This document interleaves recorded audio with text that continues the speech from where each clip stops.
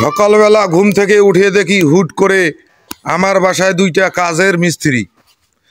আমি দেখে শিহরিত নিজেকে মনে করলাম যে আমার বাসায় আসে কাজের মিস্ত্রি কাজ করতেছে, আমি জানি না। সেই মিস্ত্রি দুইটা এখানে কাজ করতেছে, দেখি এখানে একটা আয়না ঘরের মতো কি যেন বানাচ্ছে সুন্দরভাবে। আমি তো দেখে অবাক হয়ে গেলাম। আমি ভাবতে ভাবতে বললাম মিস্ত্রিকে, মিস্ত্রি এটা কি বানিয়ে রেখেছো, কি বানাচ্ছ বুঝতেছি না। যে এটা একটা বিশাল বড় খাঁচা। কিসের খাঁচা, কে বানাইতে বলেছে আমার বাসায়? মিস্ত্রি বলে দিল যে তোমার বউ বানাইতে দিছে ভাবি সাহেবা। আমি তো নিজে শিহরিত হয়ে গেলাম যে আসলে বিষয়টা কি।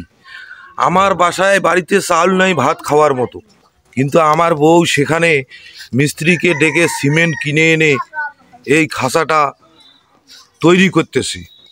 অবাক হয়ে রইলাম চাহিয়া। বউকে জিজ্ঞাসা করিলাম, বউ আমাকে উত্তরে বলিল, আমার বাবার বাড়ি থেকে মাঝে মধ্যে আত্মীয় স্বজনরা, আমার বাবা মা ভাই বোন আসে, তারা না খেয়ে মাঝে মধ্যে বাসা থেকে চলে যায়।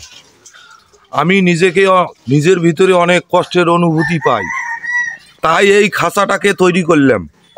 আমি তাহাকে জিজ্ঞাসা করলাম, এই খাঁচাটা তৈরি করতেছো কেন? তাহলে তোমার ভাই বোন আসলে যখন যেতে চায় তখন কি তুমি তাদেরকে এখানে বন্দি করে রাখিবে?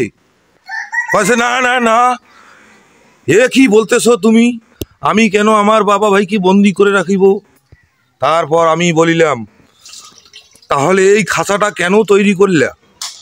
এত কষ্টের মাঝে আসি তবু।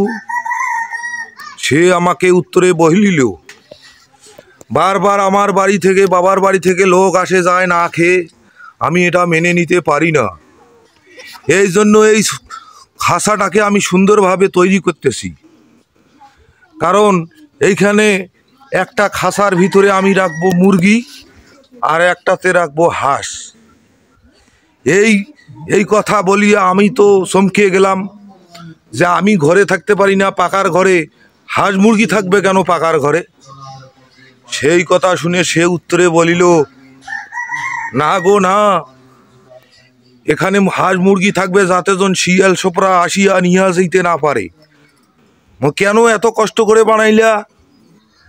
যে এইখানে একটাতে যখন হাঁস থাকবে আর একটাতে মুরগি, মুরগি হাঁসের বিস্তারিত হবে, তখন আমার বাবার বাড়ি থেকে যখন লোক আসবে তখন আমি নিজ দায়িত্বে হাঁস মুরগি ধরে জবাই করে তাদেরকে আপ্যায়ন করব।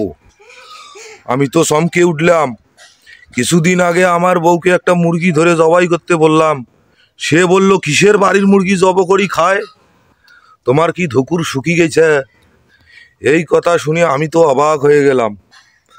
তারপর ভাবলাম যে টাকাটা সে পেল কোথায়। সে বলল, আমার একটা জোয়াতি টাকা আছে, সেই টাকা থেকে আমি এই খাঁচা দুইটা তৈরি করছি। এটা কখনোই তোমার টাকা নয়, আমার টাকা দিয়ে আমি যা ইচ্ছা তাই করি। তাও বটে, স্ত্রীর কথাও তো মানতে হবে, শুনতে হবে, যেহেতু একখানে বসবাস করি।